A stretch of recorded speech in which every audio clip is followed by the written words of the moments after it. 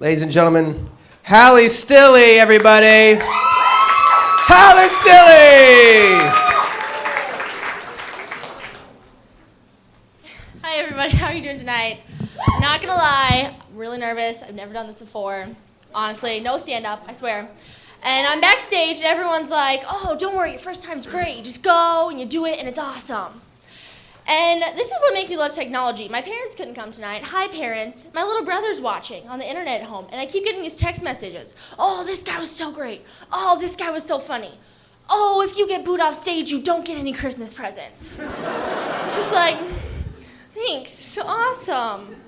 But, so I said, I'm seriously totally new at this. These lights are very bright. And I'm like, well, I asked my friend, I'm like, what do you think I should talk about? If she says I'm funny. She's one of those bleeding hearts people, and she's like, you should talk about what you think is wrong with America. America. And America, where do you start with that one? So I thought about it, and I thought about it some more, and I'm like, you know what? I figured it out. I can solve all America's problems, because I know what's wrong. Therapy.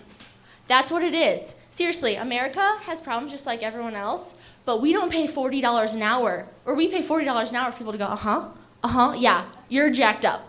Yeah, right. We can't be like people in South America, just like rub some dirt in it and move on. I want to get in on this therapy game. I mean, get $40 an hour, I have a couch, I have a notebook, and I'm really good at saying, how does that make you feel? See, you thought I cared, right? I was acting, hopefully. I don't know, I just feel really lucky because I'm one of those people, I don't feel like I'm ever gonna need therapy because I can sum all of this crazy up in about 2 words. My mother. And she's sitting at home right now going, you take that back. You take that back, Hallie Marie Stille. I don't mean it, but Mom, I love you, but I have photographic evidence. I do. I was sifting through our photo albums this summer, and I found this picture of me when I was little with a Coca-Cola box on my head. And I'm looking out through the little eye hole, and I'm like, I just had to ask. I said, Mom, I know we didn't have a lot of money for toys or anything when I was little, but what is this? And she's like, you don't remember that game? Oh, you loved it. You didn't have any peripheral vision, so you'd run into walls. We'd throw things at you. We'd throw things at you, and we'd just tip you over randomly. It was great. You don't remember this game? Mom, I was wearing a cardboard box for a helmet. It's a miracle. I'm not majoring in coloring right now. I mean, seriously, I found another picture, kind of like hidden in the back. She was trying to hide this one. That was cute, little 4-year-old me in a cat carrier. Because apparently my childhood took place in Guantanamo Bay, and I just missed that memo. Awesome. But I do kind of have to take a little bit of credit for the crazy childhood. I was one of those kids that asked like 50 million questions. You know those kids that are like, why? But my questions weren't one word. I had the doozy questions like, Mom, how do boobs know which way to grow? How do they know to go up? Her answer was, Hallie, you have to train them. So she had a fun time at parent-teacher conferences when I was in 3rd grade explaining to my teacher why I walked around for a week going like this.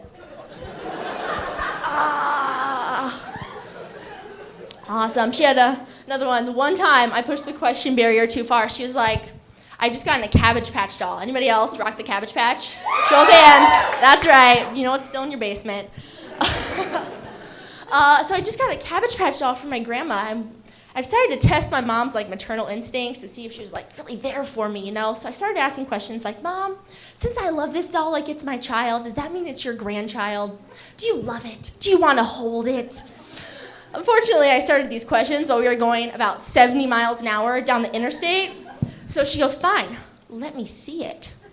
So I hand her the doll. Next thing I know, the window's down, her arm's out the window, and she's yelling, baby's gonna see the countryside!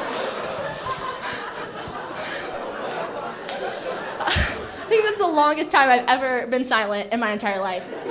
But I definitely, I was just not a good kid. My brother, though, he's the one that's sending me all these encouraging text messages. You're about to get yours, brother, because he's the kind of kid that was always like, he'd ask his question, he'd get the answer, and he'd just be like, okay, I got it. And one time, I'll never forget, he was probably at 4 years old, and he comes out to the living room and he goes, Mom, Dad, I have a problem. And I'm like, well, what is it? What is it? And he goes, I think that Captain Winky is broken. And my mom is sick of my 50 million questions, gets where this is going, and she looks at my dad, she's like, Craig, you want to take this one? My dad gives my brother the only answer he needs. Doesn't even look away from the TV. He goes, Kyle, quit touching it.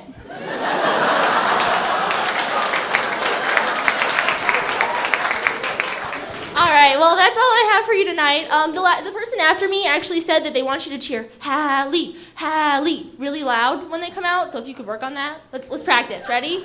Hallie, Hallie, Hallie. All right, perfect. Thanks. My first boo, yay! All right, thanks, guys. Have a safe Isha.